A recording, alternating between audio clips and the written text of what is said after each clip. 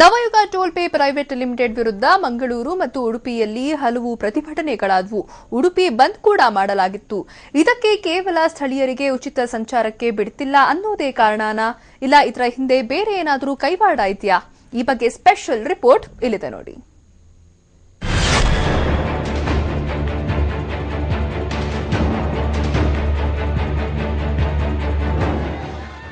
ನವಯುಗ ಸಂಸ್ಥೆ ಕಳೆದ ಒಂದು ವಾರದಿಂದ ಕರಾವಳಿಯಲ್ಲಿ ಕೋಲಾಹಲ ಎಬ್ಬಿಸಿದೆ.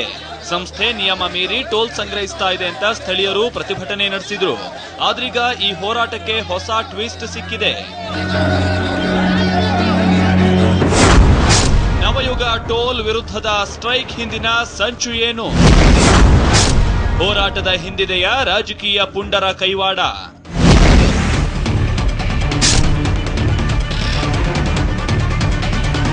ಇನ್ನು ನವಯುಗ ಸಂಸ್ಥೆ ಟೋಲ್ ಸಂಗ್ರಹಿಸೋಕೆ ಬಿಜೆಪಿ ಬೆಂಬಲಿಗರಿಗೆ ಒಳಗುತ್ತಿಗೆ ನೀಡಿದೆ.